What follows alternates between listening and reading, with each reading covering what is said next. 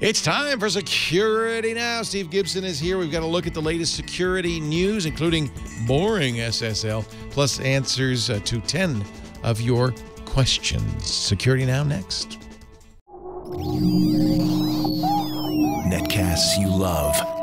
From people you trust. This is Twit.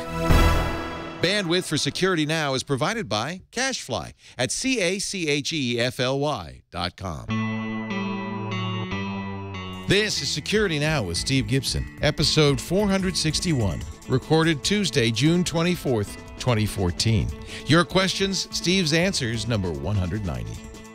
Security Now is brought to you by Citrix ShareFile. Enhance your workflow. Send files of almost any size easily and securely with Citrix ShareFile.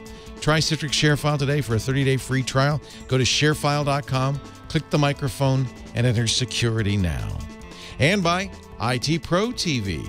Are you looking to upgrade your IT skills or prepare for certification? IT Pro TV offers engaging and informative tutorials streamed to your Roku, computer, or mobile device for 30% off the lifetime of your account.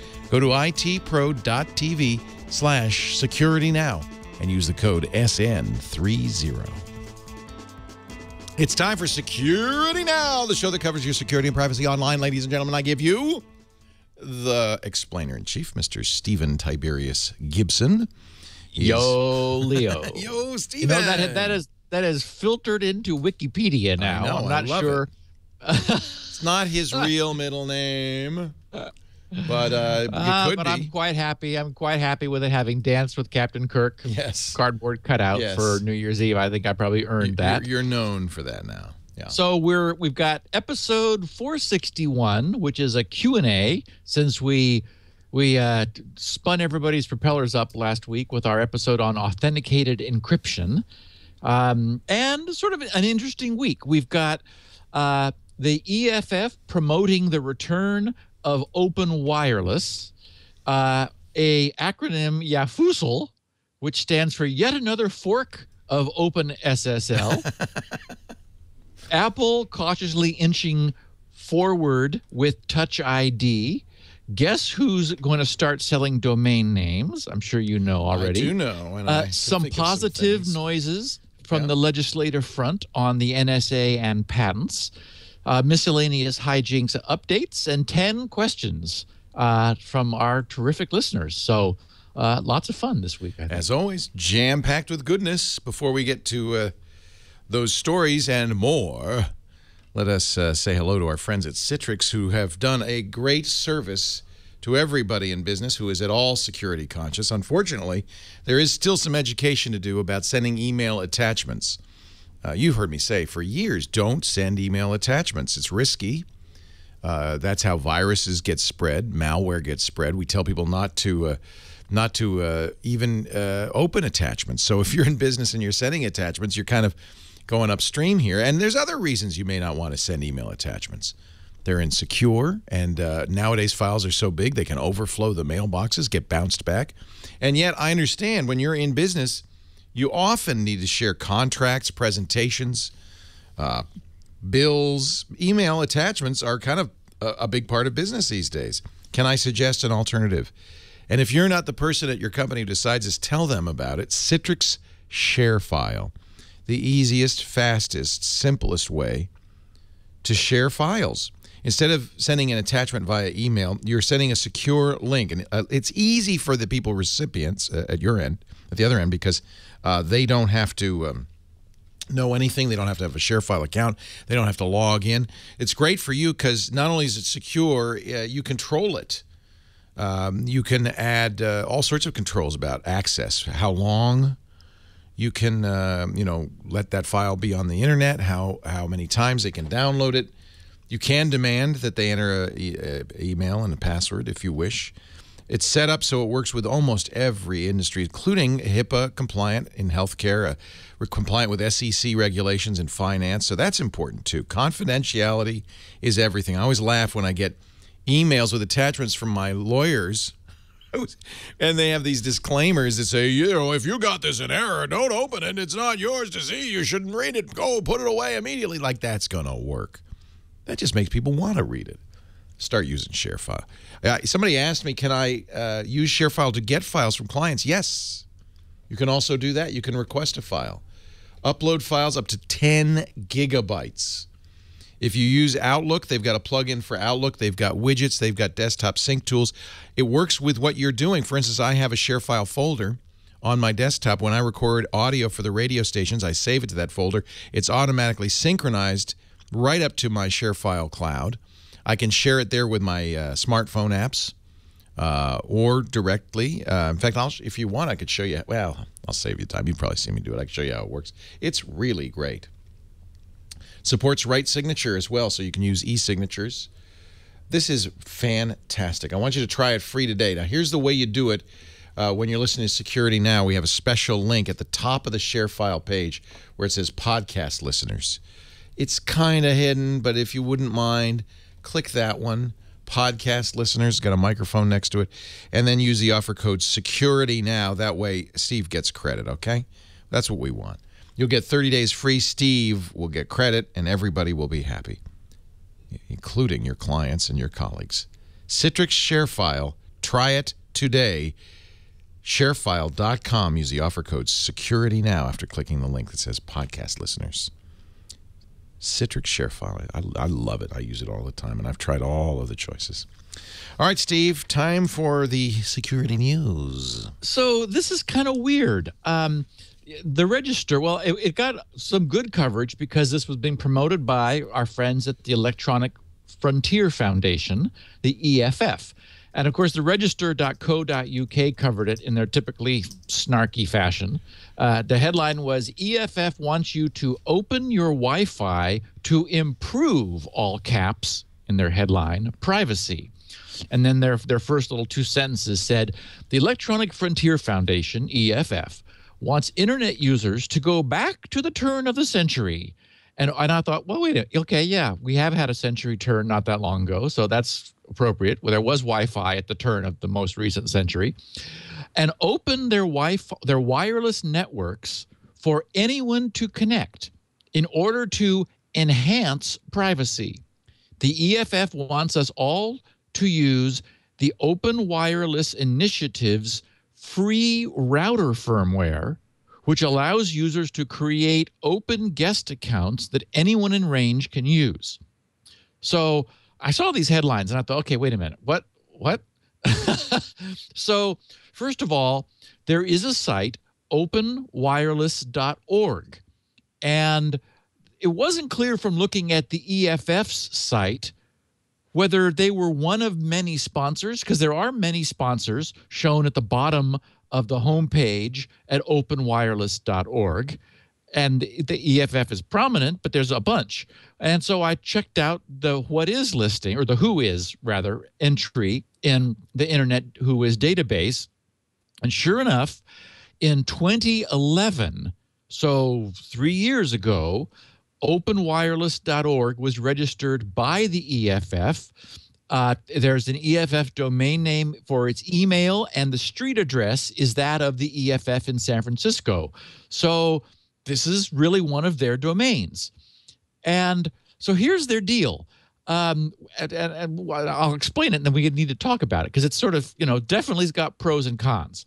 So on the way the EFF describes this, their philosophy is they said, imagine being able to walk around any street in any city and never worrying about checking an email, downloading a map, making a video call, or streaming a song. EFF believes that open wireless networks greatly contribute to the public good. Computer users, worried about privacy or security risks, have largely taken the default route of closing down their networks. Though the willingness to operate in a secure environment is understandable, the issue is that modern encryption systems make open sharing with friends, family, and passers-by very difficult. Yeah, that's the point. Anyway, continuing, they Isn't said... this what Comcast did and we got all mad at them for? Well, kind of. And we'll talk about that because... Okay. But Comcast lets you do this, but you still have to be a Comcast customer. So you have to use your Comcast login to log into somebody else's router, sort of without their knowledge. But we'll come back to that. So they said, in order to promote beneficial uses of the internet in all walks of life, EFF and a coalition of organizations are launching the Open Wireless Movement. We're working on new technologies and best practices that will allow individuals, businesses, and community organizations to open up their wireless networks while not sacrificing privacy, security, and quality. Opening one's wireless is a neighborly act that should be supported by router manufacturers, internet service providers, and legal systems. There have been cases where individuals running open networks were wrongfully rated for one of their guests' wrongful actions. But these cases are highly exceptional. We believe that individuals hosting networks should gain the same protections as service providers, especially since open wireless services are becoming ubiquitous. More and more cafes, airports, libraries, schools, and individuals happily share their networks with customers and passers-by. We encourage internet service providers to not have blanket prohibitions of open wireless in their terms of service, and we think business models could be built off of letting customers run open nodes.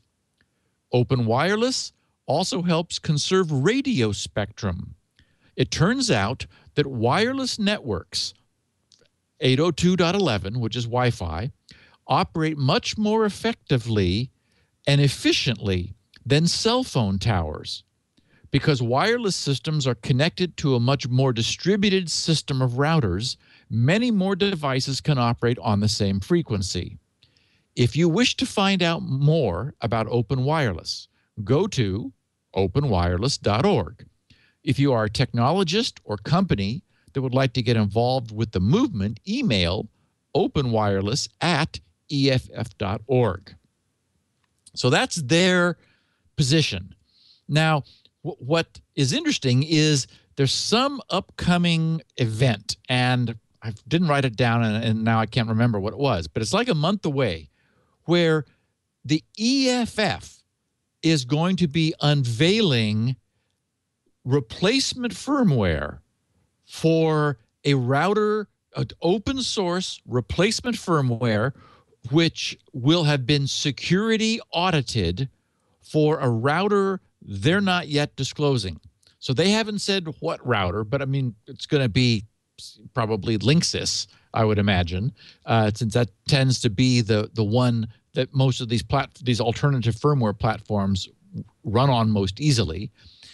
And so this initiative is intending to promote the replacement of firmware. And I mean, certainly it's the case that we've seen a lot of exploits recently, backdoors discovered in commercial router firmware provided by companies other than the router manufacturer. They purchased a license for that to install on their routers, and that turns out there was a little more than we were bargaining for, and thus things like DDWRT and Tomato are popular open source replacement firmwares for those routers. So now the EFF is saying, it's like, look, let's actively promote this. We want to make this available. Now, what their firmware does is a couple extra things.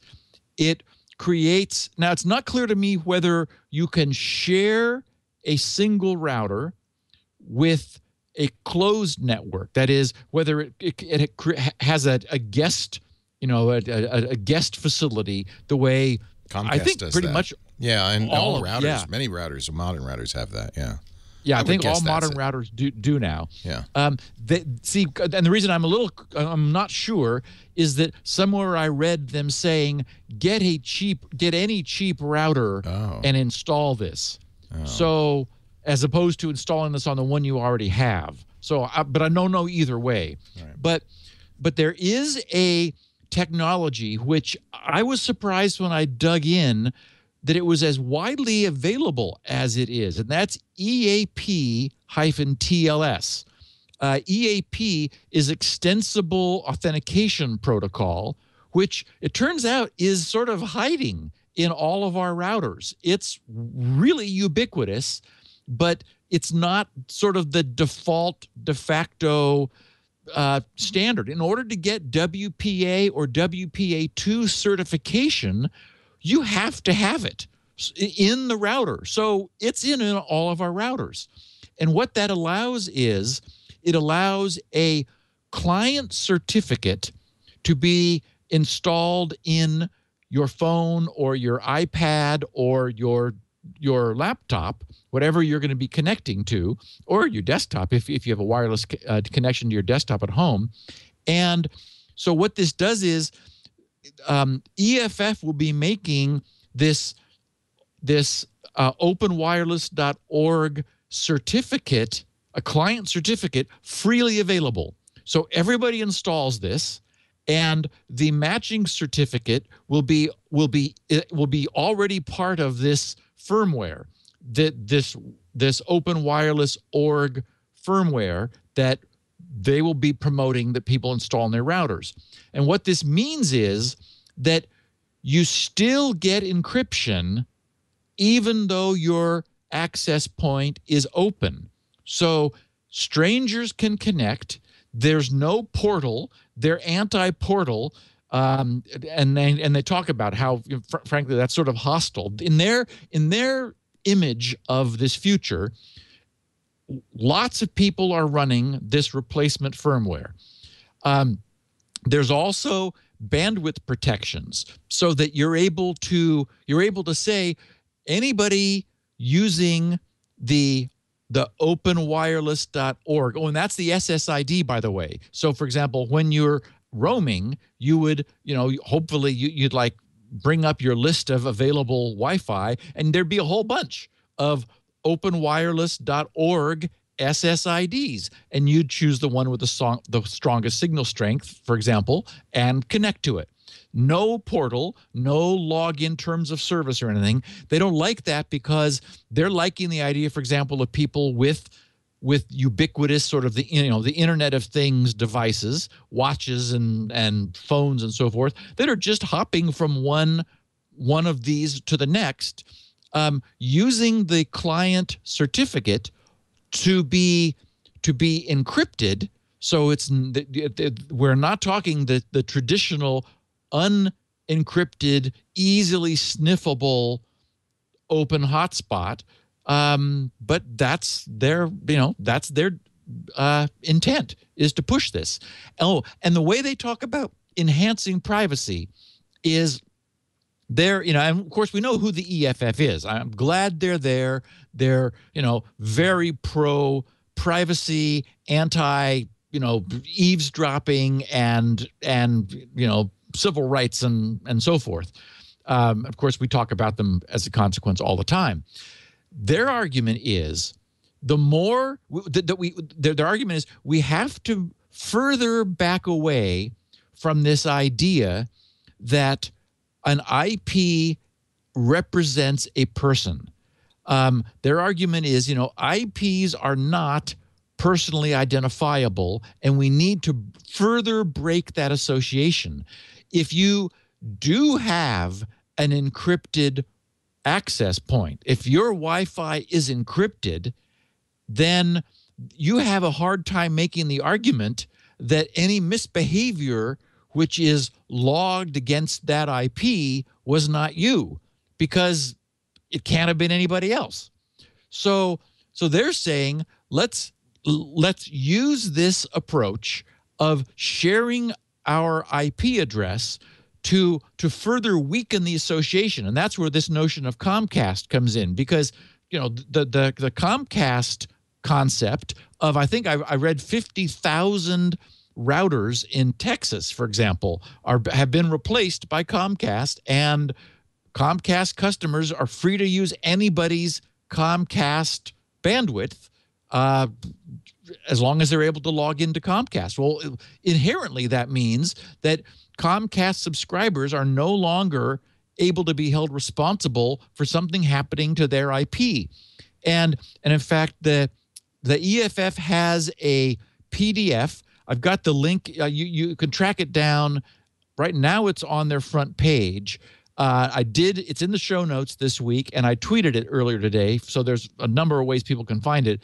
Anyway, it's their position on the issue of Wi-Fi and copyright, and how in the same way that ISPs themselves can never be held liable for the actions of their users, similarly, access point operators who are freely making bandwidth available can similarly, just like an ISP, they are essentially a service provider. They're harmless against the actions that people may take using the bandwidth which is streaming through them but was not actually their action. So anyway, I don't know what'll come of it, but was certainly an interesting, it got picked up in the news, and so I'm sure next, in a couple of weeks we'll be mentioning that now we know what the firmware is for, and people can download it. And I know that there are people who just like the idea of running, of like offering bandwidth, and this arguably is a somewhat more burdensome, but because of the need to I don't know whether it'll be open and available encrypted. That is whether you'll be able to access it without the certificate. I would imagine you can. The bandwidth is both available without a client-side certificate, but if you want encryption, then you can use the client-side certificate. However, this also means that even though you're encrypted, you don't have super security. First of all, if you're using anybody else's hotspot, then you don't have super security. Because even if they weren't doing a man-in-the-middle attack, which is possible even with the certificate, because we're going to all know what the router certificate is, because it's open source. It'll be sitting, in an open source repository in order to be built into the firmware. So that means that somebody else could set up a fake hotspot with the openwireless.org keying and still be able to intercept your bandwidth. So, anyone using anyone else's bandwidth needs to understand that, they need to be using to be protecting their traffic themselves with HTTPS tunneling within the connection. But at least it's not wide open. So anyway, just sort of an interesting initiative. It'll be fun to see where this goes. It's funny. I remember bringing up a list of, and at the turn of the century, bringing up a list of wireless, hotspots within range of where I am sitting right now, and they were all unencrypted back in the day.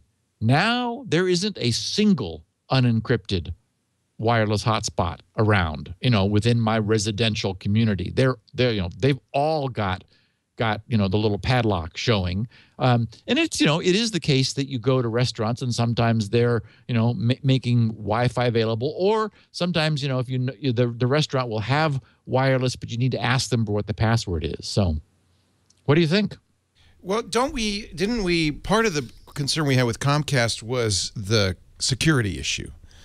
Yep. That there would be some leakage or some unknown exploit that would cause your local area network to be visible to somebody who as a guest. So that would be that's the same, right?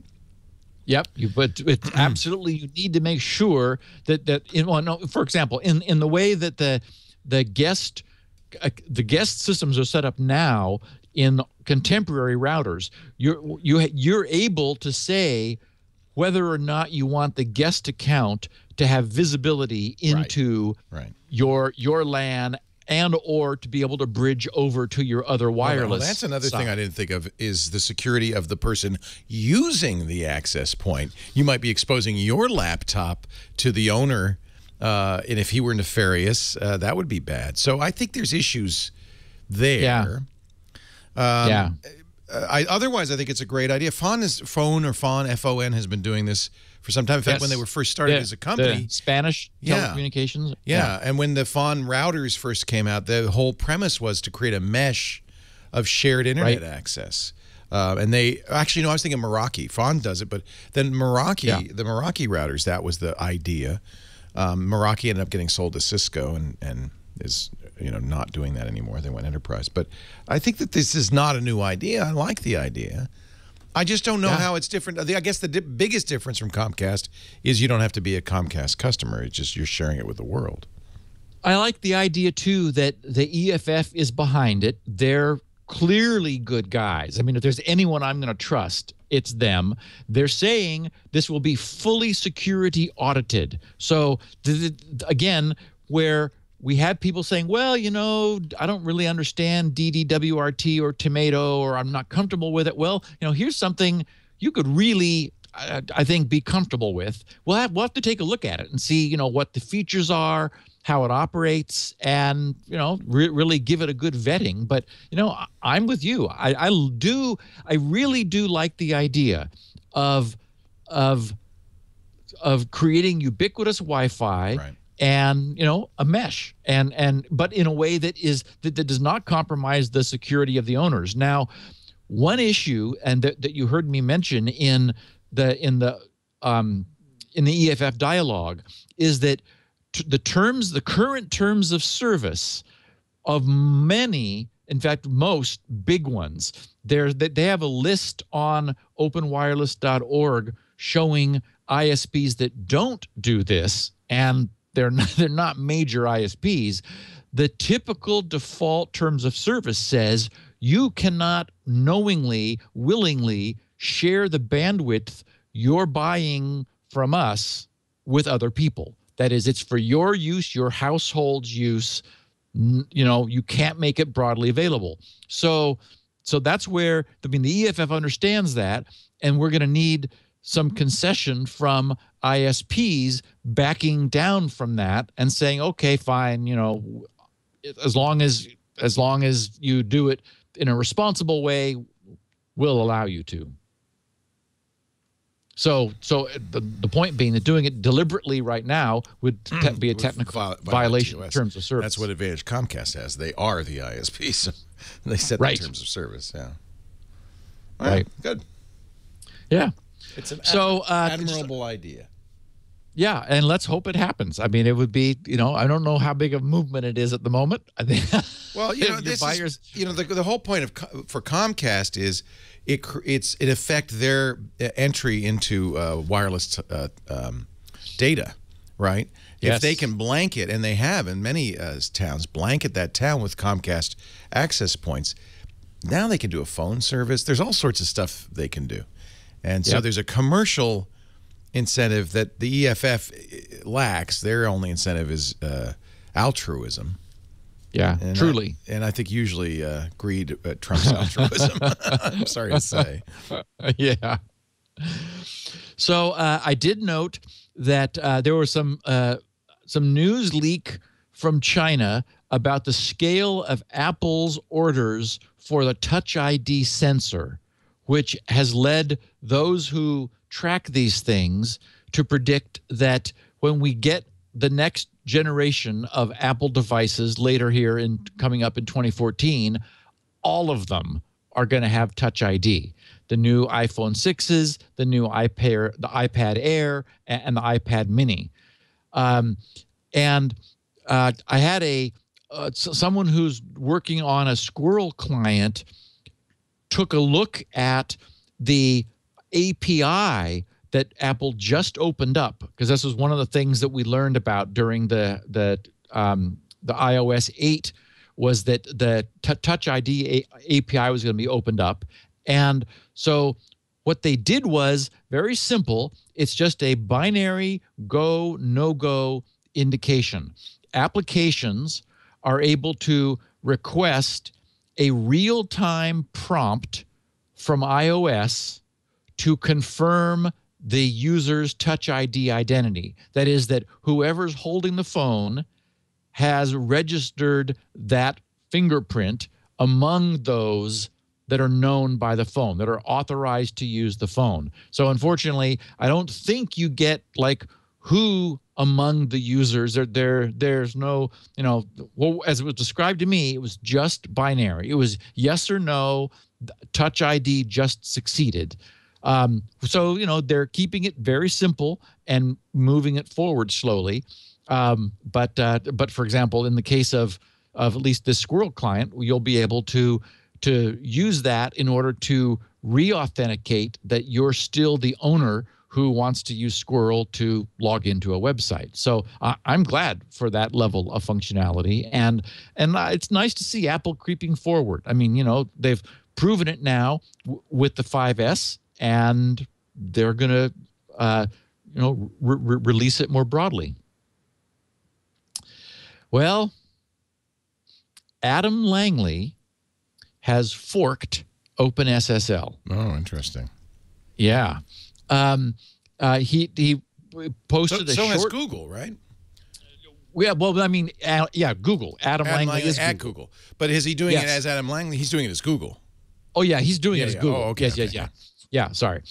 So on it's more relevant to people if you say Google has forked SSL than Adam Langley has. So let's be clear what's going on here. Yes. Google's Adam Langley. There you go. I like that. Google's Adam Langley has forked OpenSSL. Of course, famously, SSL was forked, and we talked about that by this Libre SSL group that have decided, they're going to, strip it out and clean it up and reduce its size. And there's been all kinds of noise spinning off of that. If you look at the link, Leo, at the bottom of that page, he's calling it Google. There's a link. The source of the confusion is this is a personal blog called Imperial Violet, and I wish Google would, I don't know, do this more officially. You know what I'm saying? Yeah. So here's what Adam said. He said earlier this year, before Apple had too many go-to fails and GNU TLS had too few, before everyone learnt, he wrote, that TLS heartbeat messages were a thing, and that some bugs are really old, I started a tidy up. Says Adam Langley, writing for Google. I mean, this is, Adam Langley is Google. He's their security guy. I started a tidy up of the OpenSSL code that we use at Google. We've used a number of patches on top of OpenSSL for many years. Some of them have been accepted into the main OpenSSL repository, but many of them don't mesh with OpenSSL's guarantee of API and ABI stability. The API is the application programming interface, where you have ways of creating code that can talk to OpenSSL. ABI is the application binary interface, where you'd have binary interoperability, not needing to compile these things together. So he says either API or ABI stability, and many of them are a little too experimental. But as Android, Chrome, and other products have started to need some subset of these patches, things have grown very complex, and I can't even imagine how complex. The effort involved in keeping all these patches, and there are more than 70 at the moment, 70, straight across multiple code bases is getting to be too much. So we're switching models to one where we import changes from OpenSSL rather than rebasing on top of them. and I'll explain that in a second. The result of that will start to appear in the Chromium repository soon, and over time, we hope to use it in Android and internally within Google too. There are no guarantees of API or ABI stability with this code. We're not aiming to replace OpenSSL as an open source project. We will still be sending them bug fixes when we find them, and we'll be importing changes from upstream. Also, we will still be funding the Core Infrastructure Initiative and the OpenBSD Foundation. But we'll also be able to import changes from LibreSSL, and they are welcome to make changes, to take changes from us. And then he calls this Boring SSL. I love that. And he said the name is aspirational and not yet a promise, meaning, you know, he hopes it's boring. So essentially what this says is that they've sort of been holding on, trying to use OpenSSL, trying to continue using it to gain the benefit of the OpenSSL ongoing work, yet they've got 70 significant changes which their stuff needs, which really has been diverging the target of OpenSSL, and it's just gotten to be too much. So they're now, they've like essentially they've taken a snapshot of the current OpenSSL code base, and they have forked it. They've got their own set of files, and this link, it's a boringssl.googlesource.com, and what I have is /boringssl. This is the change log, and oh my goodness, I mean, it does show this is where Adam is spending his time. It starts 4 days ago on Friday when he made this posting, and it's hundreds of changes to the code. I mean, he's just going through it, fixing things and changing things. So I think they're being gentle in sort of saying, you know, they're going to feed things back. I mean, I'm sure there will continue to be cross-pollination. But basically what this means is Google has just decided to fork the project, to go their own way. Certainly, they'll be interested to see what changes OpenSSL makes, and then to import those changes into their code. What they have been doing is this rebasing that he talks of is maintaining 70 patches, which they're continually reapplying whenever the OpenSSL code changes. Then they need to like repatch it in order to create their own version of it. And they've just decided, no, okay, we're going to stop that. So that means that finally those 70 patches, I'm sure they've already been applied when the fork was made. Now they've got their own stable code base, which will now diverge. I mean, we know about Speedy. We've talked about that. I've got on my list of things to talk about Quick, QUIC, which is another one of these experiments, which is really interesting looking. It is UDP secure HTTP protocol instead of HTTP being on top of TCP. This is on UDP with the significant benefits in speed that means. So, you know, and that's what Adam talks about when he talks about how, you know, Google wants to be doing experimental things. I mean, I'm surprised they've lasted this long, frankly. So the world now has something called Boring SSL, open, public, and going to sort of be a development platform for Google's own moving forward security initiatives. And frankly, I wouldn't be surprised if this is the way, you know, the way Google ends up solving the problem that they've got with certificate revocation, because what they took from OpenSSL has all of that in there. That's all that code is there. So this is probably their way of getting control of it and then doing with it from now on what they want. And we now have OpenSSL, LibreSSL, and Boring SSL. Good. Which actually I don't think is going to be boring at all. Boring from a standpoint of hopefully we won't be melting down with security problems.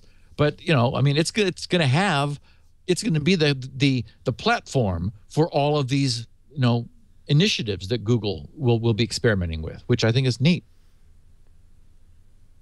I think it's a little odd that Adam Langley has such a cult of personality within Google. I mean, surely he's not the only guy writing security code at Google. It just bugs me a little bit. I do understand, Leo. Yeah, I kind of do. a cult of personality. It's like, I do understand. Yeah. So, speaking of Google, domains.google.com. Google is going to become a domain registrar. They're in beta now. It's invitation only. You can request an invitation, and I don't know how many people have or care, but you can get one. So, in their /about page, they said a domain name, your address on the internet, says a lot about who you are and what you do. New domain endings like .guru and .photography can help you find a meaningful address that stands out on the web. Every domain includes easy forwarding, branded email, like you@yourcompany.com, simple management tools, and other helpful features. So they've got a few interesting things. So no additional cost for private registration. That's the one that really perked my interest. Hover does that. Our advertiser does that. Oh, good. I believe me. That's de rigueur. The only people who don't do it, GoDaddy, because is my registrar. Who's your registrar? I'm still at Network Solutions. Oh, that's old school, man. That's me too. That's where all my original domains were there, because that was the domain registrar, right?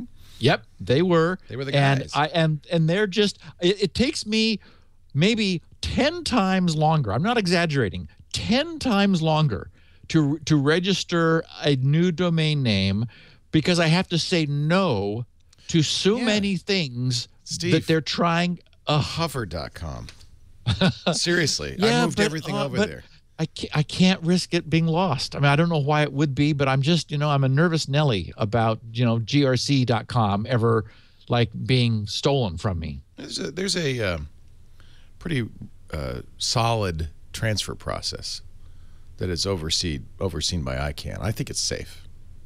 Yeah. There's a whole thing, you have a code. There's a whole thing you have to do to transfer a domain name.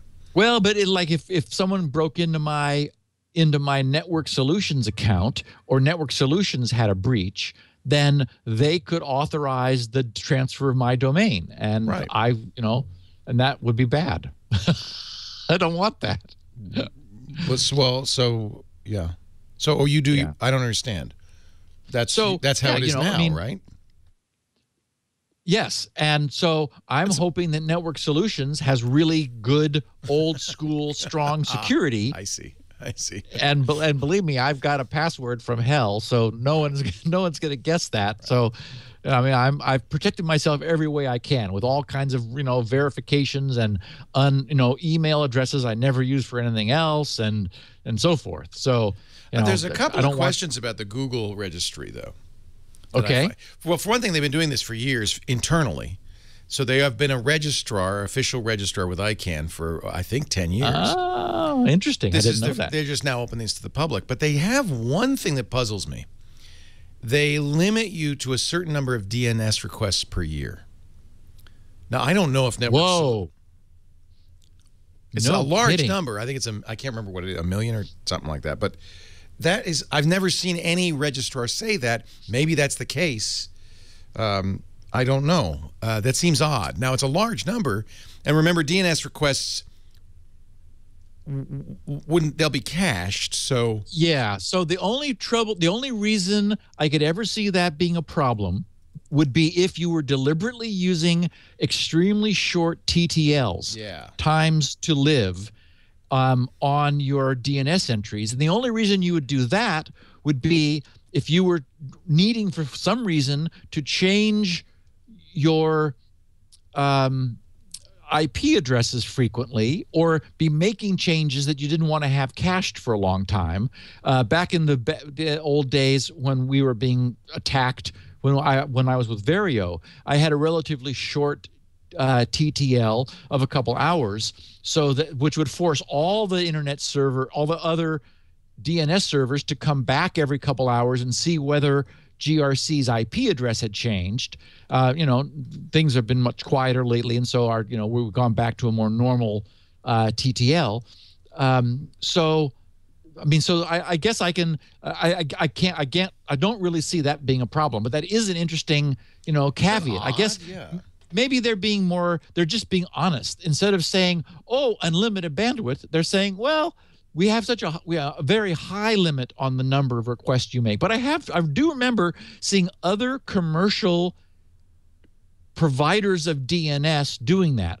So that's also saying they're not just a registrar, they're also serving the DNS. They're being the DNS server of the domains they register. For example, I use Network Solutions as my registrar, but I run my own DNS servers.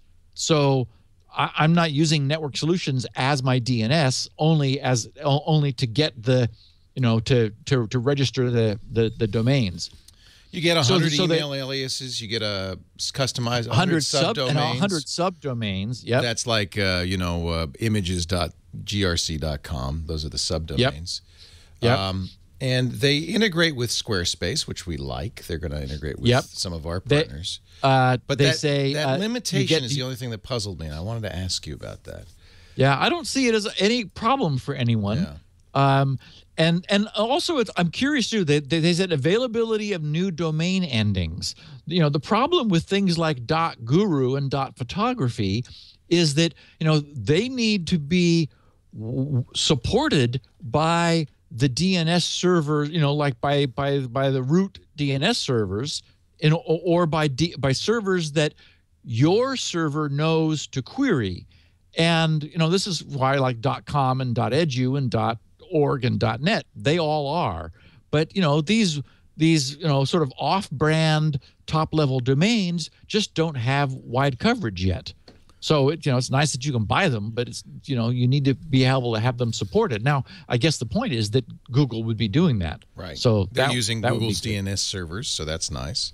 Right. Yeah, and you get their infrastructure. Do you want how much how much of your eggs do you want to put in the Google basket? Exactly. Right? How much? Yeah. Do we need Google to be doing anything more for us? Yeah. Spreadsheets and email and my handheld device and my cloud and my it's like just Google goes down, the world goes down. Yeah. So okay, two legislative bits. The NSA was dealt a blow in the House of Representatives last Thursday. They voted overwhelmingly in a bipartisan vote that on both sides of the aisle, 293 in favor, 123 against. So, way more than 2/3 to prevent the Defense Appropriations Bill from funding NSA backdoors and backdoor searches. Essentially, they passed an amendment to the Defense Appropriations Bill, which cuts funding for NSA backdoors and backdoor searches. As it is now, the NSA collects emails, browsing, and chat history, as we know, under Section 702 of FISA, which we talked about back when the whole Edward Snowden revelations began to happen. And then they are able to search through all of that aggregated communications of Americans without warrant. So this practice has become known as backdoor searches. The amendment which passed would block the NSA from using any of its funding from this defense appropriations bill to conduct those warrantless searches of the data that they collect. Secondly, the amendment prohibits the NSA from using its budget to mandate or request that private companies and organizations add backdoors to the encryption standards that are meant to protect users' privacy on the web.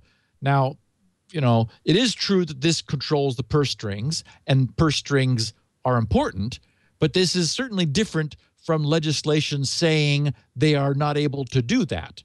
This says they can't use this money to fund that. So I'm not close enough to this to understand, what real impact this has. It still has to get passed by the Senate, and then the president has to sign it into law. But given a vote this strong, I'll be very surprised if this doesn't happen. So, that was good.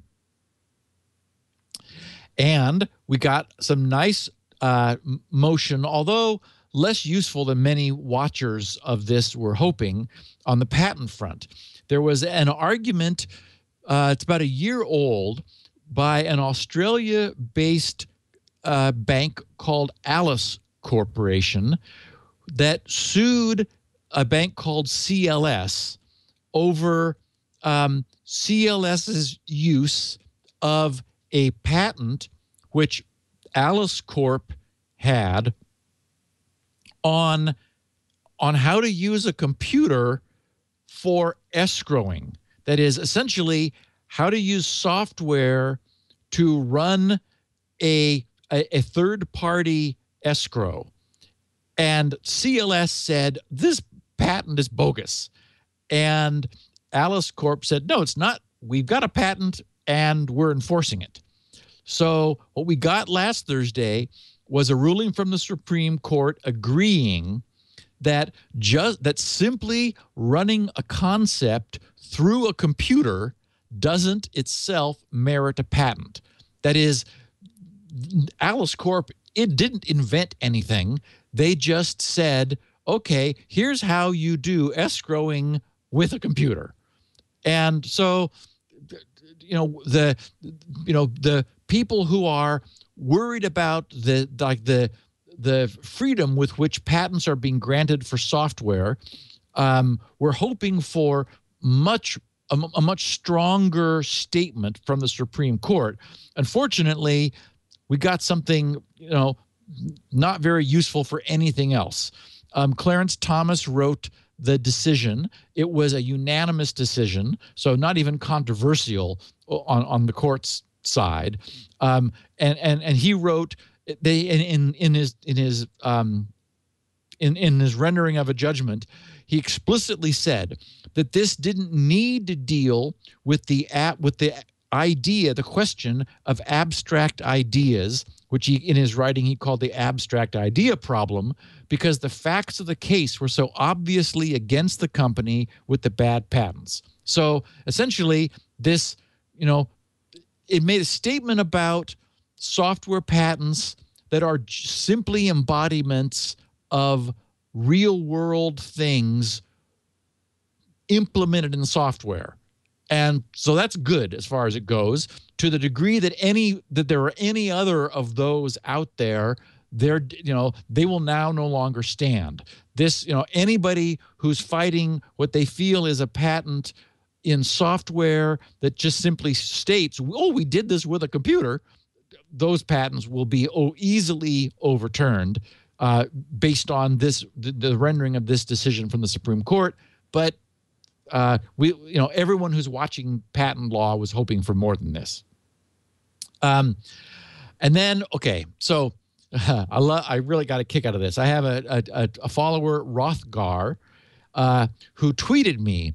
He said, he said at SGGRC, a cool story about Google's use of the 95.5 rule. And he tweeted me a link, which was to page 187 of Stephen Levy's book, In the Plex. how Google thinks, works, and shapes our lives. Now, remember that I explained in our 2 weeks ago in answer to a Q&A exactly how 95.5 operates, where over the course of a month, 5-minute intervals are sampled. So all of the bytes that you use, like a server farm user uses, are totaled in 5-minute intervals, and all of those 5-minute intervals are then collected and sorted. So you'll end up with naturally a maximum to minimum sorting of 5-minute intervals. Then, of however many there are 5-minute intervals in that billing period, the top 5% are discarded completely. And that next interval is regarded as the amount of bandwidth you were using all month for all 5 minutes of the month, and you're billed on that. Well, if you think about it, and I mean, all of we server users have thought about it, you're really kind of getting away with peaks in usage that don't show at all. So what Stephen Levy wrote was, back in 2000, so this is time machine, this is 14 years ago when Google was way smaller, Google wanted to get speedier by setting up data centers in locations closer to its users. Its first priority was getting servers on the East Coast of the United States, meaning that this was in a time when Google was still just sitting there in Silicon Valley. By the spring of that year, Google was occupying space in a colo in Northern Virginia. By the tricky part of setting up a new facility was loading all those thousands of servers with the indexes. That involved moving terabytes of data, which was potentially going to force Google to pay a huge amount of money to the bandwidth provider that owned the fiber. Networking was very expensive, quoting someone named Holtz, or Holtzel, I guess. And our data push would take 20 hours at a gigabyte per second. That would cost us something like $250,000 a month. To save money, Google devised a trick that exploited a loophole in the billing system known as the 95th percentile rule, writes Steve Levy. Over the period of a month, the provider would measure how much information was moving, automatically taking a measurement every 5 minutes. In order to discard unusual spikes in activity, is the way Levy explains it, although, of course, we covered it differently 2 weeks ago. When the billing rate was calculated, the provider would lop off the measurements in the top 5 percentiles and bill the customer at the rate of the 95th percentile.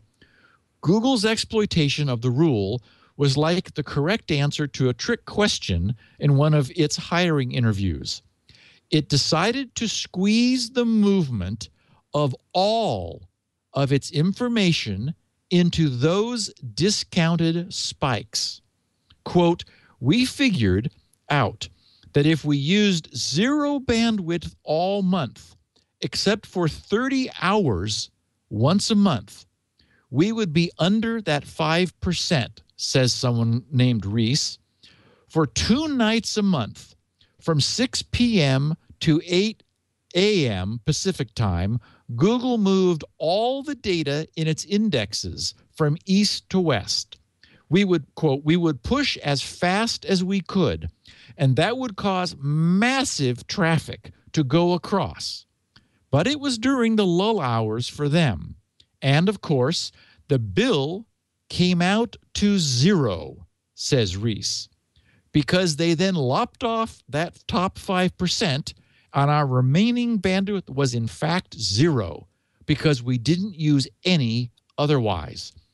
He says, I literally turned off the router ports for 28 or 29 days per month. So there's a hack for you. Google moved all of their data across the United States without using any bandwidth. in two 15-hour periods, essentially, to squeeze it into the 95th percentile and become completely transparent in terms of their usage. Now that's an optimization. Wow. That's a hack. Oh, wow. So a piece of errata from Adam Ross. I was talking about ghash.io, and he sent me a tweet. So thank you, Adam, saying a small point which makes a big difference. ghash.io is a commercial entity that rents hash time on their equipment, not a pool. I was referring to it last week as a mining pool, which I thought it was from things that I read on their own website, the way they were talking about how, measuring their size. But, apparently they're just hardware. And so miners, when they said they had 55% of miners, well, I guess that's people who are renting time on their hardware. So it does really give them more central control to the degree that they're like over 51% of total hashing power of Bitcoin. That is, to my mind, a little more frightening. That this is one facility with all these incredible ASICs cranking away. And I got a note from someone in Argentina, or as they call it, Argentina. Federico Bet said, just writing to let you know that you have some listeners from Argentina. Keep up the good work. Great. And I tweeted a bit of news from TechCrunch that surprised my listeners. I had said to you, I guess, off the air, Leo, that I'm a big fan of Chelsea Handler. And I was sorry that her show was ending in August, but it turns out she's moving to Netflix. So TechCrunch provided the news. They said Netflix has just announced an exclusive deal with the beautiful and brilliant Chelsea Handler for an upcoming series of talk show programming, blah, blah, blah. So that's where she's going. I'm glad I'm not losing her. I just get a big kick out of her. I mean, I will say she is certainly unfiltered in the things she says. Yeah. So, yeah. The Last Ship aired on Sunday night. I mentioned it, I think, a week ago, and it was great. So I'm a sort of a sucker for the epidemic movies, Outbreak and so forth. And this is on TNT, so I recommend it without reservation. Hopefully they'll be able to keep it up. But the first episode was great. I tweeted out to my followers about 25 minutes in. It's like, oh my God, if you missed recording this, record it, because it was great. It is being re-aired tomorrow and Saturday, and even I think again on Sunday before the second episode on again later on Sunday. So I thought it was great. I'm continuing to work on Squirrel moving forward. We have accumulated 405 translators and 57 languages. So as soon as I get the first release done, I will put up all of the text on the crowdin.net site. Anybody who's interested in participating can go to translate.grc.com. That's just a redirect over to the crowdin.net site, but it puts you right to the Squirrel project, and add yourself to the community. So I'm excited to have that moving forward. I did get. And I didn't know what this meant when I saw the subject line. Sean Zakari said, he wrote, SpinRite success story, recovery is a dish best served cold. I thought, okay. That's a takeoff of the line, revenge is a dish best. Of course. I mean, very clever. Recovery is a dish best served cold. He's not going to put it in the freezer, is he? Uh-huh. Hi, Steve. Good one, Leo. I wanted to share a success story through unexpected means. First off, I've been listening to the podcast for a couple of years now, and I'm a big fan, blah, blah, blah, in honor of how Leo normally reads those sentences. Seriously, though, I love the podcast and really appreciate your expertise. My friend called and asked advice about recovering data from the hard drive in his Power Mac G4. He's had the computer for years and has never performed maintenance on it to my knowledge. He said the computer would no longer boot, so he took it to a drive recovery specialist. After recovering from the quoted price, he called me for a second opinion. I thought this was the perfect chance to try SpinRite. So I said I would fix the drive for him for the cost of a SpinRite license. Win-win. He agreed and mailed the drive to me. I ran SpinRite on level 2 first. That completed successfully. I rebooted and attempted to read some data from the drive. I was now able to, but it took a long time to bring up files and folders. Specifically, the drive would make a repetitive scanning noise of some sort. Not sure how to describe it, but guessing you know what I'm talking about. Oh, yeah. He says, yes. Or sometimes it's... Yeah, that one sounds like something's wrong. Yeah. Yeah, that's not good. Yeah. And that is the head going out and being unable to find the sector it's looking for, then thinking maybe it got lost, and so retracting and then doing what's called a recalibrate and then going back out again. So that's not good. He said, I decided to run a level 4 scan next, but throughout the process, the SpinRite UI was very slow to respond and froze frequently for long periods of time while the drive made that same repetitive scanning noise mentioned previously. At 0.12%, the UI froze entirely and the drive went silent. So everything just locked up. He said, reading through the SpinRite FAQ for ideas, and with a very pessimistic eye on the situation, I decided to try the last suggestion first.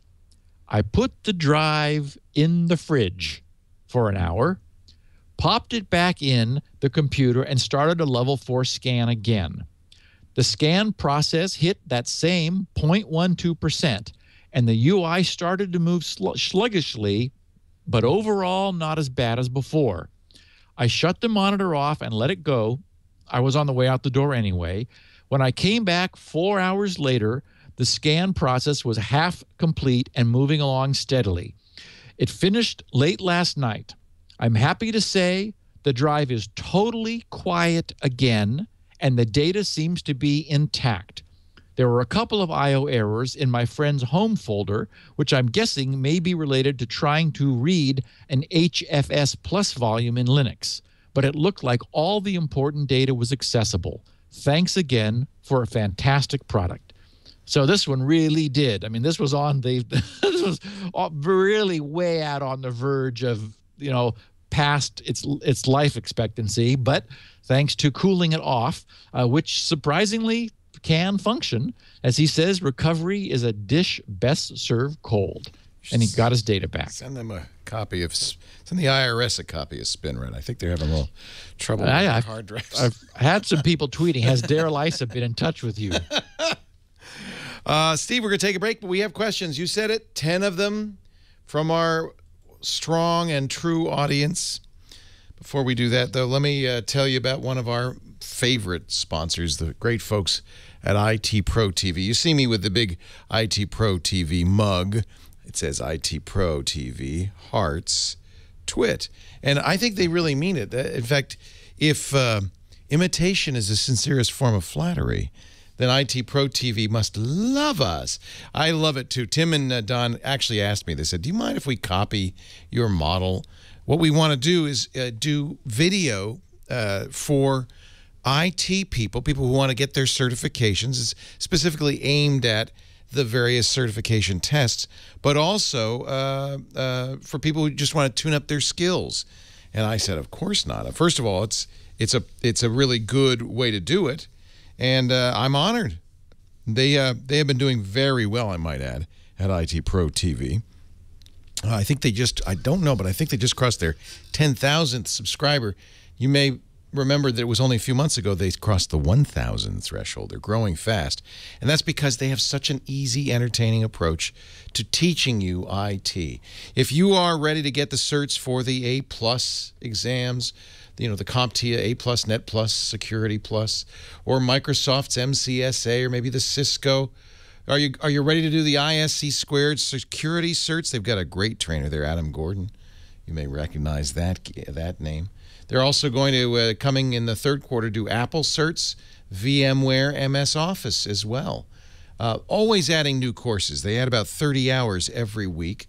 The courses are nice because they're organized in the way that the tests are organized. So you can actually go to a course and study up on a particular page or section of the test by watching those particular videos.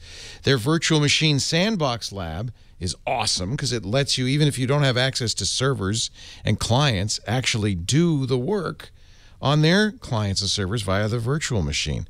You can also take the Measure Up practice exams. Those are worth $79, but they're included in your subscription. Subscribe annually. You can download episodes in the audio MP3s to listen offline. They also have corporate accounts available for departments and companies. It is fantastic. itpro.tv/security now. Take the tour. Find out about the plans and pricing. Normally $57 a month, $570 for an entire year. But right now, you can get 30% off if you use the offer code SN30. SN30 takes almost a third off your subscription. And not for the first month or the first year, but forever. itpro.tv/security now. Use the offer code SN30. They have a Roku app. You could play it on any device. It really is fabulous. A great way to learn IT. itpro.tv/security now. All right, Steve, I've got questions. None of them come from me. They all come from your viewers who go to grc.com/feedback. And people sometimes say, well, does Steve go into a chat? Because I have to ask him a question. And I always point out that Steve likes to answer correctly. Steve takes great pains, in fact, to research his answers. So he doesn't want to answer off the cuff. So I don't want to put words in your mouth, but I feel like that's why you do it this way, so you can really get it down, get it right. Well, and I what I do also is I'll see many questions about the same thing, right, and I'll find one that's the most representative. And so I try to find things that are in general people are asking. I think that it's very easy to have somebody say, and I don't know how you manage to do this on your show, but I've watched you do it, Leo. My Belkin RB27Q, I can't find the reset button. Yeah. And you know where it is, but yeah, I don't know where it is. So, but it's easy enough to find. I can Google and talk at the same time. That's somehow, really yeah. And that's my secret. I need to stop talking when I walk. So, yeah. Question 1 comes from Tennessee. Reed is on the line. He says, Steve, I work at a boarding school, and I've been setting up a transparent proxy server. It's a high school, boarding students, so kind of important that I block questionable websites. I figured out how to block non-encrypted connections fairly easily, but I'm not sure how to block the HTTPS connections without doing a man-in-the-middle attack. Now, of course, HTTPS is designed to fight this, not to mention the ethical implications of intercepting such packets. I don't know where to go next. Do you have any suggestions? So, yeah. I thought about this, and the only reason from a technology standpoint, to intercept, to do a man-in-the-middle attack, to intercept HTTPS connections, is if you care about the contents of the traffic. The reason corporations do it, the reasons large facilities do it, is they're trying to protect their network from viruses which could get in over secure connections. So, HTTP would normally, erect an encrypted tunnel that would prevent someone from seeing inside.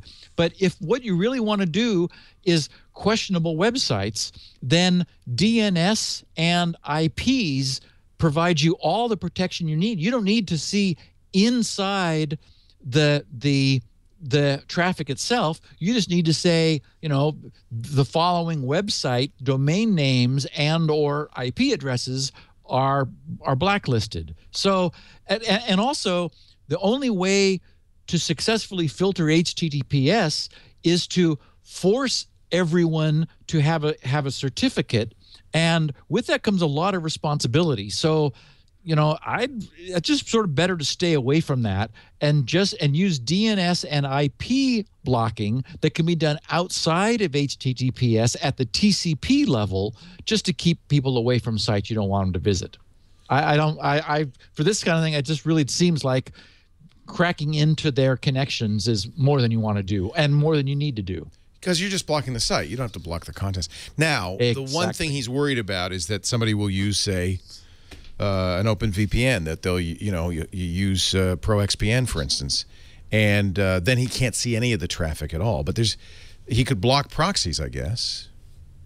There's just no way to a VPN bypasses the block. So there's no way to get into a VPN connection. You'd have to, there are ISPs, for example, that prevent you from using Tor, or and I've heard that there are, for example, like a gateway like Starbucks might be VPN hostile, although normally you can get around that by using a TCP VPN, through HTTPS and look like regular HTTP traffic, even though you're actually VPNing. So there are generally ways around that. But yeah, you can do what you can, but there's a lot you can do without having to crack into the connection. And, just one other thing, Reed, to make it easy on you, a lot of schools use OpenDNS.com. They have a school system. Let them do it through DNS is often so much easier and more effective than trying to do it all by yourself. It sounds like he's doing it by hand, which is right. And then just block DNS except for OpenDNS. That prevents anybody from using other DNS servers, and that if you force them to use OpenDNS, then you get OpenDNS's protection. I think that's a great idea, Leo. Yeah. Question 2 comes from Scott Doyle, Brisbane, Australia. He's been thinking about Squirrel and just personal identity security in general. Steve and Leo, do you think it's possible to apply Squirrel, the technology and methodologies, to real-world personal identification data? We hear all the time these days of people's identities being stolen. Could we then simply revoke a stolen identity and get on with our lives? That's the problem with, in the U.S., and I imagine every country does something like this. We have social security numbers which cannot be changed. They're yours for life. But a token that represents your SSN, now that would be interesting. Long-time listener since day one, first-time caller. Keep up the great work. These Sugar Hill podcasts were a revelation. The whole world should be made to listen to them. So, okay, just real quickly on this one. The way to think of Squirrel, I think the easiest way to think of it is that it's a means of saying to a website, I'm back. That's really all it is. That's what it does. So it's anonymous, and when I'm writing documentation, I talk about an identity association, meaning that you associate your Squirrel identity at a website. So that's what it is. It isn't more than that. But it isn't less than that. That is, it does that one thing, I think, perfectly.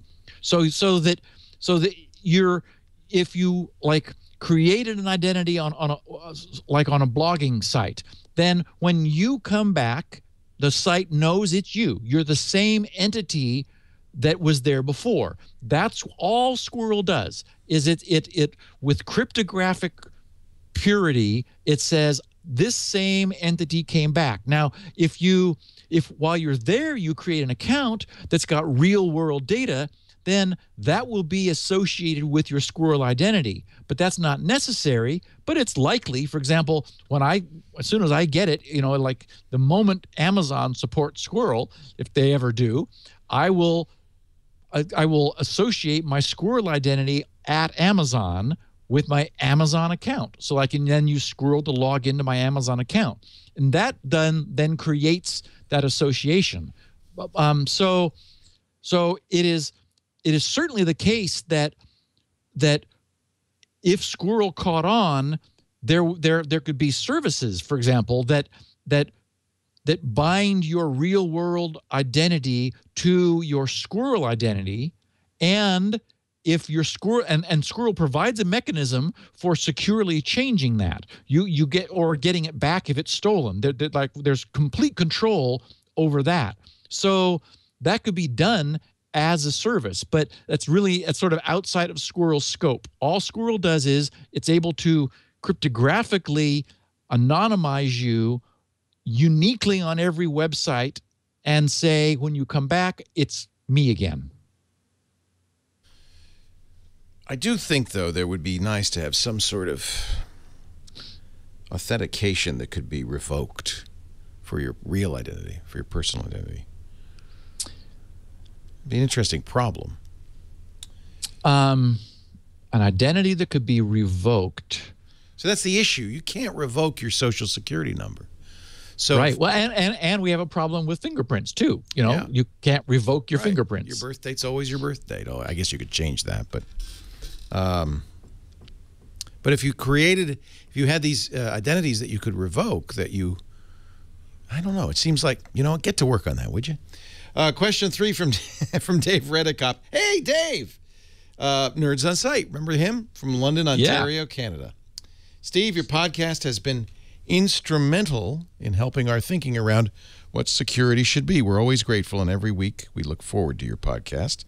You may be aware of the Reset the Net campaign, which has been about adopting more secure methods, protocols, and apps for our collective benefit, especially those of us who wish to preserve our remaining civil liberties. In our business, we are Nerds on Site is a support business. They're kind of a system for independent support professionals and IT professionals. Very tech savvy. Yeah. In our business, we're constantly coming across new victims of cybercrime. And in thinking about it one day, we realized that if we, the industry really, simply followed your advice of HTTPS only everywhere, we would have stopped every single financial cybercrime we've ever been called in for on a post-mortem. Unfortunately, we were never able to share much event detail with the public. Suffice to say, if secure HTTP had been the only allowed protocol, not a single one of the crimes would have been possible. So why not simply block all non-secure HTTP traffic, attempt to automatically redirect it to HTTPS to minimize inconvenience? I'm asking rhetorically, of course. Thanks to you and Leo for all your efforts each week to put together a world-class podcast. Thank you, Dave.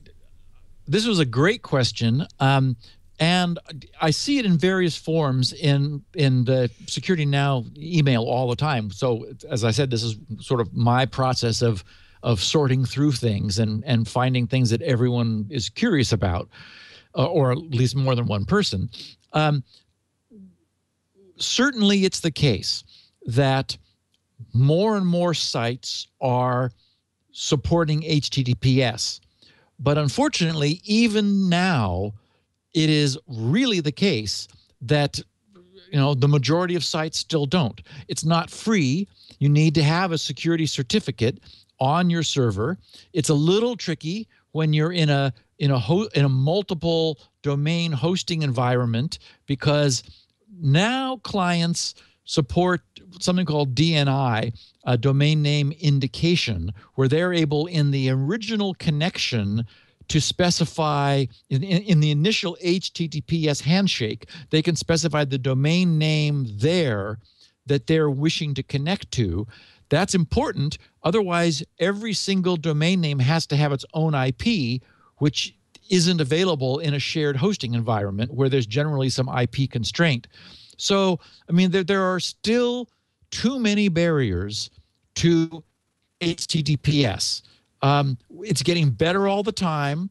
And, one of the things that is nice is when using HTTPS everywhere, you sort of opportunistically try to connect with HTTPS. And if it fails, you back down. Many sites do support HTTPS, but the URLs you click on, for example, in Google, are not HTTPS. They're just HTTP. So you could be having a secure conversation. They've got the certificate. They've made all the services available, but normally they only switch you into that mode when you're going to log in or do something that is security critical, rather than just staying there all the time. So, you know, this is a perfect example of slow evolution in our understanding of the importance of security on the internet. I know we'll get there someday. I mean, there will always be sites that are HTTP only, but I think that'll end up at some point being the exception rather than the rule. Well, I can't believe that a bank or financial institution wouldn't be, but David Twist in Adelaide, Australia, he isn't so sure about iOS 8 and randomizing MAC addresses. You mentioned that iOS 8 will randomize MAC addresses, said that's probably not going to break anything. I want to let you know there are some retail analytics services that will be broken by this change. AeroHive, Euclid, and Retail Next offer commercial services that rely on unique Wi-Fi MAC addresses. These services use features of enterprise WLAN vendors, including AeroHive, Aruba, Meraki, Ruckus, and Fortinet, to sniff the MAC addresses of passing Wi-Fi devices. Well, that's exactly what we're trying to block here. Exactly. You know, it doesn't spoof the MAC address when you log in, only if you're just passing through. There are also several museums that use homegrown systems based on this technology to track visitor volumes among their exhibits. The commercial services I've looked into hash the MAC addresses within each WLAN access point to help preserve some measure of user privacy, reporting the hashed MAC address to the cloud-based analytics service. In any event, the effectiveness of those services will, yes, this is the point, David, will be negatively affected by iOS 8 randomizing MAC addresses. Keep up the great work, David Twist, Adelaide, Australia. So I got a kick out of this because, of course, that's the point. I said when I said if they wouldn't break anything, I meant you'd still be able to log in to wherever you wanted to, but them randomizing MAC addresses is intended to break these retail analytics services. So anyway, I appreciated David's comment because it allowed me to make sure that I had made that clear, and I got a kick out of the fact that he even mentioned that he's looked into it, and they're hashing the MAC address within each WLAN access point to preserve a measure of privacy, which is an admission that there is a privacy problem. But the fact that they're using a hash, as we know, a hash is going to turn a MAC address into another unique token. Yeah, big which deal. Still allows tracking. Big deal. So, whoops. Big deal. Yeah. That's not a, or as we say, that's not a bug, Leo. That's a feature. That's a feature. I'm thinking he probably works for one of those companies. Doug Z in Bethesda, Maryland, knows a thing or two about the Windows Azure IP space problem. You mentioned the Azure IP space recently. I wasn't surprised. I've been using Azure. That's Microsoft's cloud service for about a year now, primarily for testing. And one thing that struck me as very odd from the get-go is Microsoft does not allow you to allocate a standalone virtual machine that isn't publicly accessible. Part of the way they built Azure requires a public IP for every virtual machine created. What? Yeah. That seems odd. For my for my testing needs, I only need one publicly accessible machine, even though I frequently spin up to 100 VMs up. I need them all to be able to communicate with one another, but only one of them needs to be accessible from my personal computer. However, Azure has no ability, at least in this time of writing, to specify that a virtual machine is only internally accessible. My point, of course, is if I'm using Azure in this way, there must be others using it like this too. That's why they need their IP space. It's being unnecessarily eaten up simply due to the lack of options that Azure provides to end users when it comes to defining a VM as not requiring a public address. In any event, I thought this was interesting and worth mentioning. Well, that explains why what does Microsoft have? One or two these, what is it, Class B addresses? Yeah, remember. It's a and lot. I really wanted to thank Doug for this. This was interesting, and you can imagine that somewhere right now, somebody is working on adding that feature to the Azure system. Well, but the problem is that since it didn't have it, so many people probably don't even worry about it, and they just go, there's plenty. Microsoft's got a huge store of these. Yeah, and as we know from we covered this, I guess it was last week, that they've run out of domestic IPs, and they're now assigning them from their other, major geographic spaces, and upsetting people who are using IP geolocation, and it makes their service look like it's in some foreign country. It's like, whoops. But wow, yeah. Yeah, that's a problem. Question 6, Chris Murphy, Denver. Wonders about secure sites not showing they're secure. I got a new credit card, and I started going through the laborious task of updating all the sites that have my card on file for auto payment or that I might shop with. I, like you, joined the hairy shaving bandwagon after hearing you and Leo rave about them. Yes, a truly nice shave. I went to update my credit card information, but I noticed I did not see the telltale signs of a secure connection. No little lock, as you show, no way to see an HTTPS, nothing. I sent them a message saying, hey guys, I heard of you on Security Now. You better get up to speed. But then I hit Pandora, same thing. Using DigiCert, I found they're quite happy with both sites, so I switched browsers.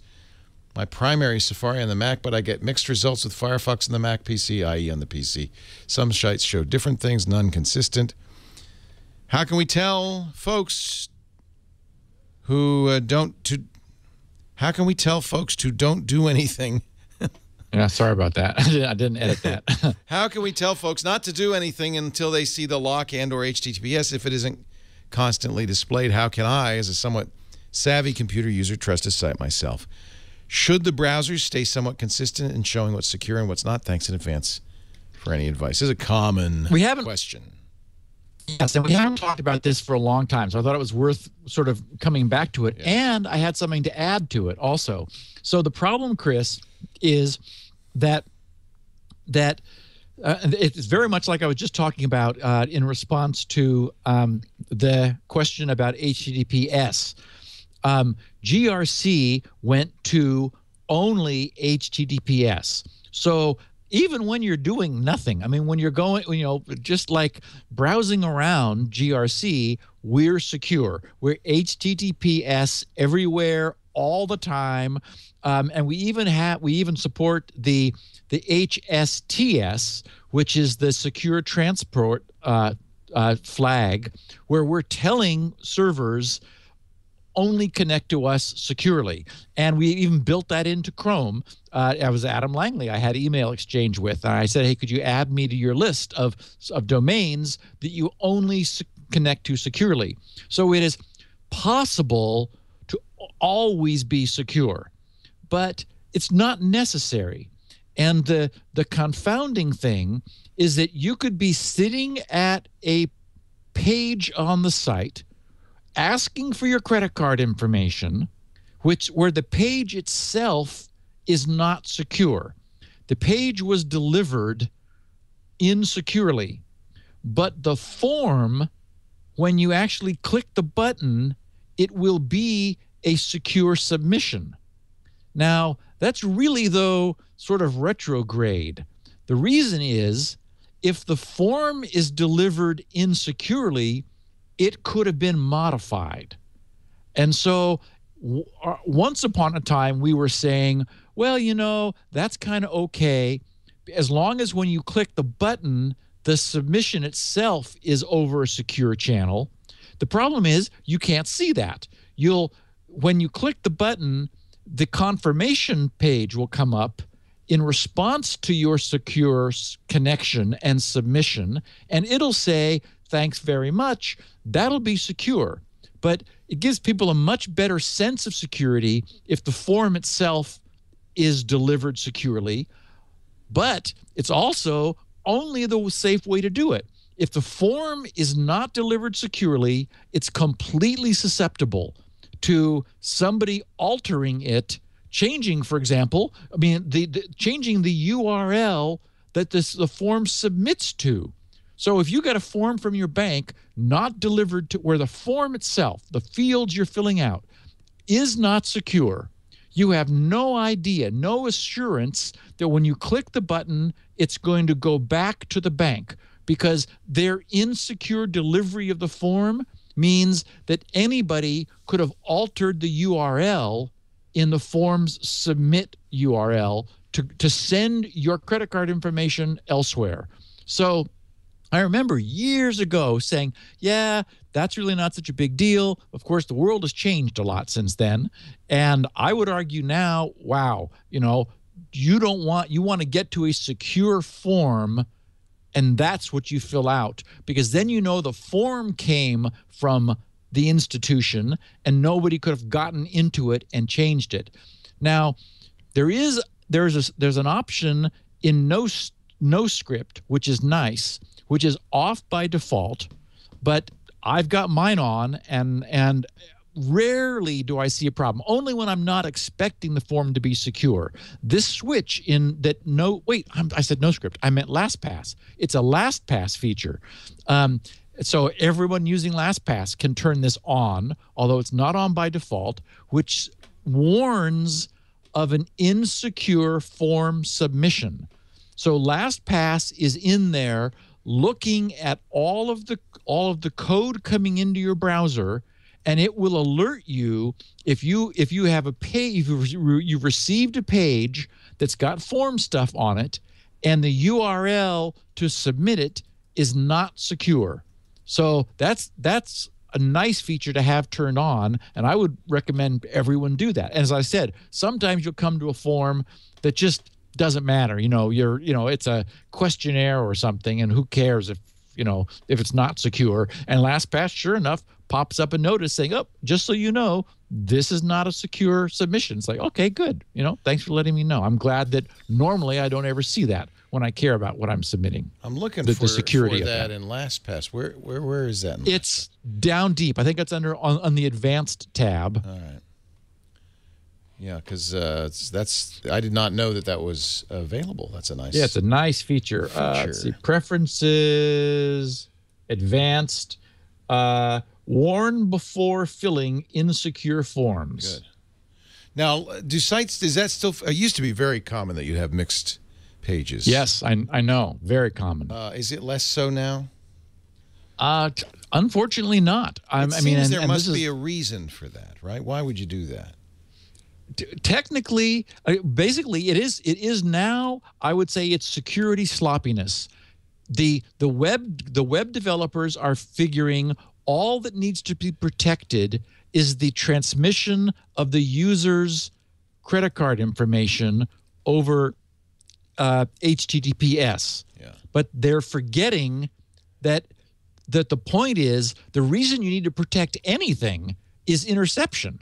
Well, and if you've got interception, then the form being filled out could be intercepted, and that URL could be changed. So it is really no longer the case. So technically, it never was, but in this day and age where the technology is doing everything, the bad guys are so proactive. I don't think you should, fill out a form that was not delivered securely. Yet, exactly as Chris says, he encountered it many times. Yeah. Very interesting. We get that. We've always gotten that question, and I agree. You should, because we are pretty clear that you should be using, if you're giving a password, it should be secure, blah, blah, blah. If there's no way to see that, that kind of makes the advice useless. Benjamin in Austin, Texas, wonders about timing attacks against crypto. Steve, I'm a Java dev by day, but I've been closely following the Libre SSL developments as a means to both refamiliarize myself with C and learn about some common security pitfalls. All in all, it's been an enjoyable enterprise. One thing I'd appreciate your input on, though, Libre SSL folks have a major beef with the cavalier way other OSs treat encryption calls that are susceptible to timing attacks. While I understand the viewpoint of defense in-depth information leakage and the like, aren't timing attacks for a non-trivial, frequently performed operation really in the realm of potential exploits? I guess what I'm thinking here is, if my focus were securing software, my time would predominantly be spent examining stack corruption and the use after free over things like timing attacks. use after free over things like timing attacks. Any thoughts on the matter? So it's a great question, and it's something I didn't mention last week. I remember I talked about authenticated encryption. I saw something. I just sort of closed my eyes when I saw it. I did a survey when I was looking around to see if I could find any public domain, like open licensed AES GCM code, so that I wouldn't have to write my own. I saw the source for NetBSD, and there in the GCM source, where they're checking to see if the authentication tag is correct, they do the standard MEMCMP call, which is not time safe. What happens is when you're in the computer, you're comparing two strings, or in this case, they're like, depending upon the length of the tag, they might be 16 bytes. You look at the first byte of each and see if they're the same. If they are, you look at the second pair. If so, you look at the third pair, and then the fourth pair, and the fifth pair. When you find a mistake, you technically or typically abort your comparison. You immediately return saying, whoops, they're different. And only if you get all the way to the end, then do you know that the two strings are identical. And in the NetBSD crypto code, exactly as the Libre SSL folks are being, shaking their heads about, is an insecure timing attack, meaning that if the tag doesn't match, the response from that will be faster than if it does match. And if you looked closely enough, you could figure out how much of it matched, because the more that matches, the longer the string comparison will go before it finds the mismatch. In my code, for example, and in secure code, the way you solve this is you exclusive OR the two things, and then you OR that into sort of a running collector of wrong bits. And you always do that across the entire string so that the length of time you take is always the same. And then only at the end do you look to see whether any of those exclusive ORs, which are essentially comparisons, ever caused a bit to be set in your sum, which is essentially summing all of, like an OR to collect all of the different bits. Then you reply with the answer. And so that's the right way to do it, but it certainly is the case. I mean, right there in NetBSD is timing attack prone crypto code. So what's really sobering is the phenomenal results that attackers get with timing attacks. We've talked about it on the podcast before. It is surprising how potent these are. You can do them, for example, in a shared hosting environment, even when you're like in an Azure or an Amazon AWS server, where you're in different virtual machines on the same physical machine. All a bad guy needs to do is arrange to be running on an adjacent virtual machine, and they then from outside exercise your secure code, giving it lots of things to do, and it's even even not even being in the same VM, but being on the same physical chipset, they can crack your private keys. It's amazing. So it's absolutely the case that timing attacks are real. They're so-called side channel attacks because they're using something on that there's a side channel, timing or energy consumption or radio frequency emissions, something other than the regular data channel that is causing leakage of what's going on in the data channel. And boy, it is, all it takes is a few real world examples of that and you become a believer. It's absolutely worth doing, as I've done with Squirrel, as I'm glad to know the Libre SSL guys are doing, and as unfortunately the NetBSD guys haven't. And I was hearing that was such a secure package too. That's Whoops. too bad. Oh, well. Yeah. Bill in Miami, Florida, a question about password reuse. I've been wondering if using the same complex and very, very long password string for all my 4 computers WDE... Oh, whole drive encryption. Whole drive encryption. Introduced any serious added weaknesses if someone, the NSA, is able to mount a full-blown attack on all 4 computer drives. By the way, I've loved SpinRite from the DOS days. Cannot count the times over the years, decades, where it has been of great help in getting myself or my family members' computers up and running. In fact, thanks to SpinRite, I must have the oldest continuous working hard drive MP3 player in the world. I love software that just does what it claimed to do time after time. So this was an interesting question. Of course, I cannot speak to all whole drive encryption, but I know how TrueCrypt works. And the answer is there is nothing wrong with sharing the same complex, very, very long pass string across multiple machines if the encryption is done right, as it was done in TrueCrypt. What TrueCrypt does is it creates an absolutely random key, and that's what's used to encrypt the drive. Then the passphrase is used to encrypt the key.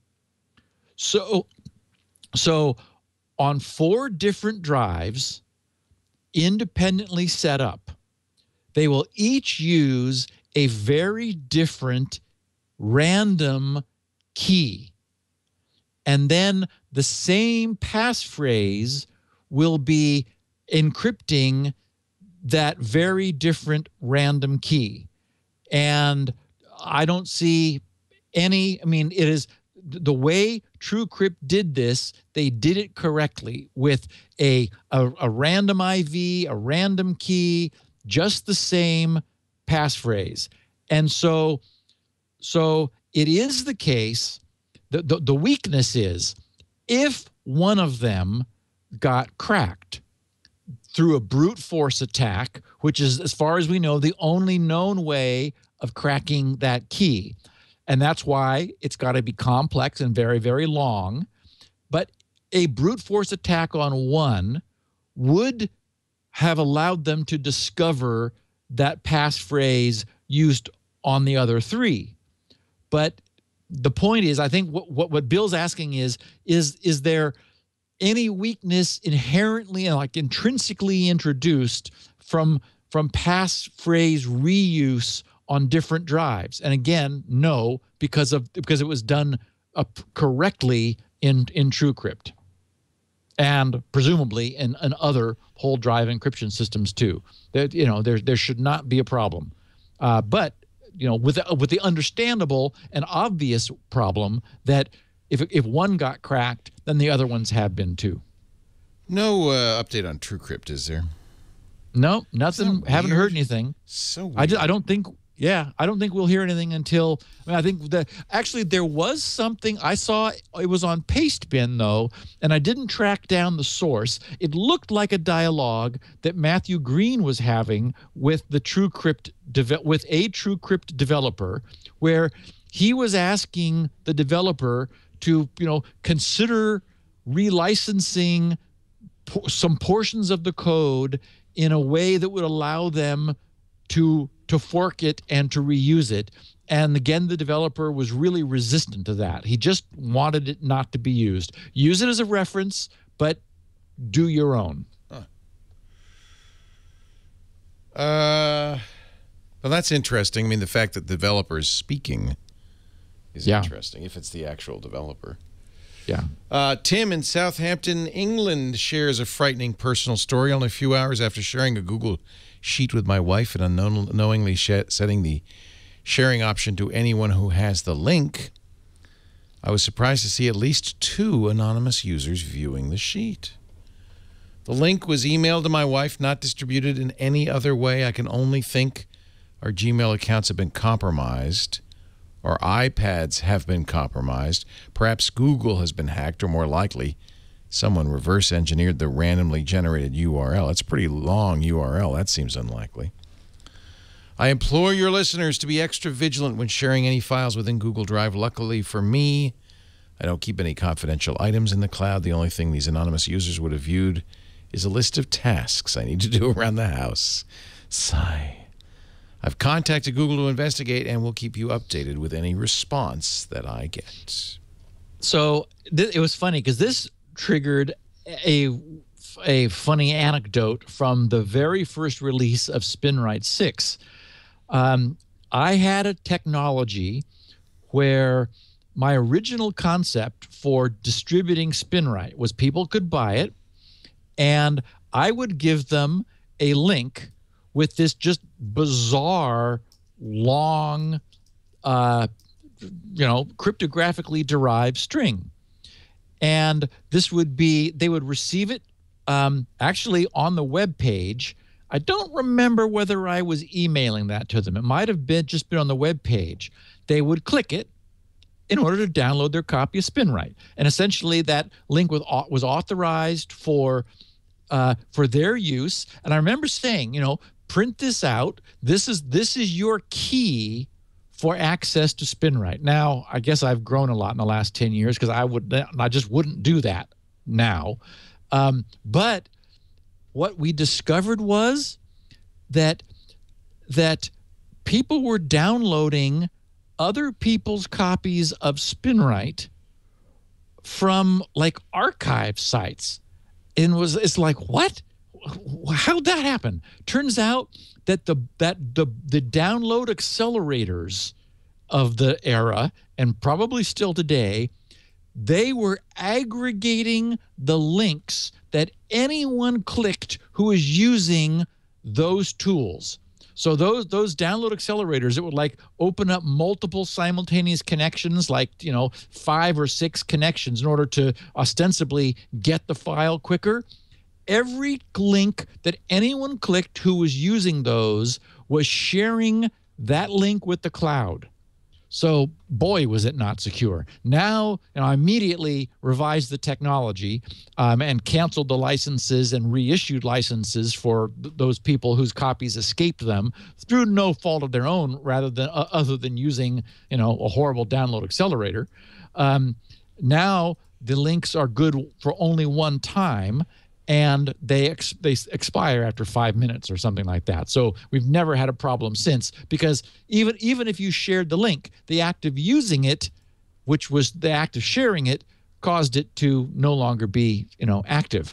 So that that ended the problem. But I thought this was interesting. I can't imagine how Tim's URLs to his Google Sheet are getting loose. As you said, Leo, those are really long. You're never going to guess these sorts of URLs. It might be that somebody's just looking for them and poking around in other people's business. It's weird.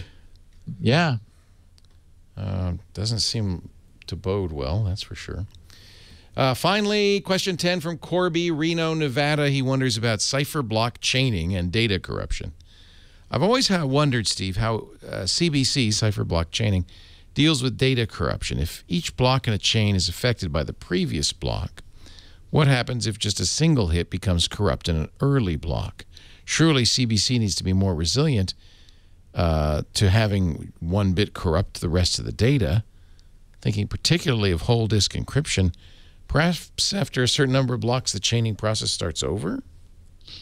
So that was a great question. I was talking also last week when we were talking about authenticated encryption, about how cipher block chaining, you start with a so-called IV, an initialization vector, and XOR that with the plain text, which has the effect of inverting all of the 1 bits from the initialization vector of the plain text.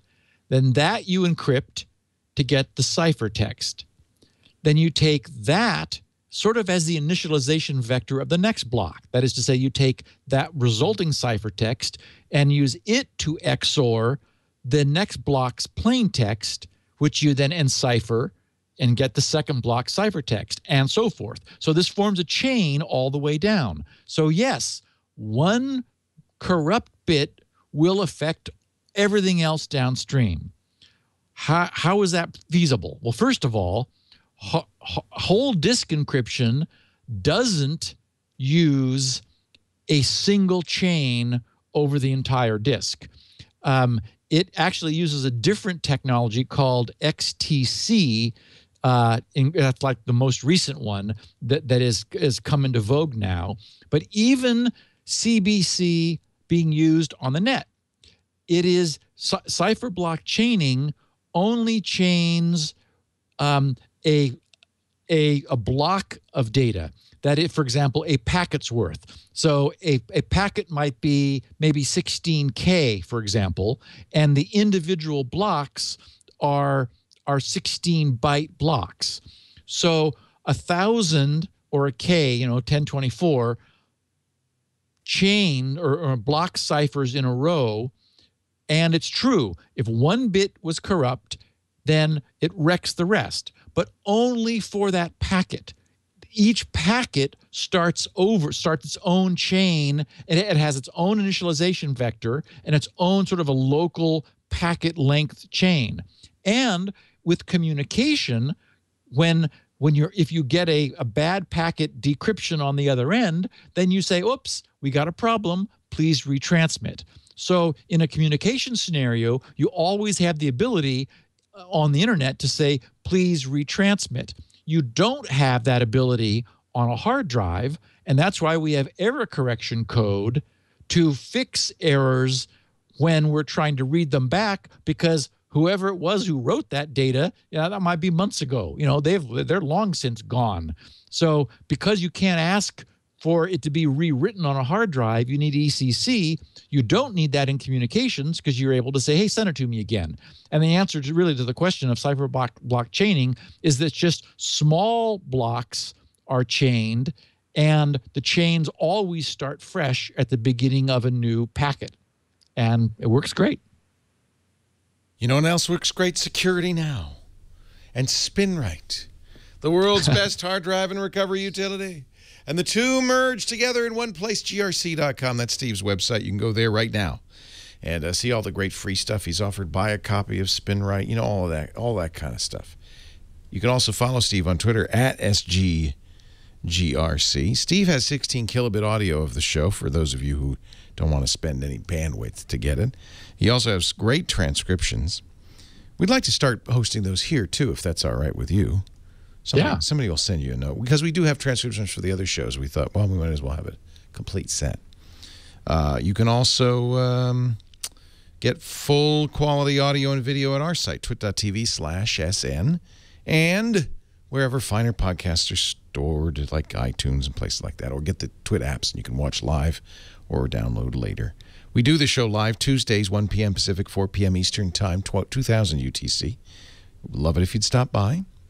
And if you can't, well, then just download and listen. That's the most important thing. Steve, we'll see you next week. What are we going to talk about? Do we know? No idea. We'll let maybe Google's QUIC protocol, or maybe whatever the internet brings us in the meantime. We certainly don't seem to be running out of things to talk about. I got a huge list moving out into the future. Well, I look forward to it. Thank you, Steve. And we're not going to have you next week. I don't know who we're going to have next week. It won't be me. I'll be in Hawaii and Maui. Okay. Snorkeling and scuba-ing and enjoying my life. Cool. Well, I will enjoy talking to whomever you have from your staff. It might be Mike. It might be Father Robert. I'm not sure. Okay. I'm sure we already know, and I just haven't been informed. We'll make sure somebody lets you know. That's what it's like to have a big operation. Yeah. Hey, thanks, Steve. We'll see you next time on Security Now. Thanks, Leo. security.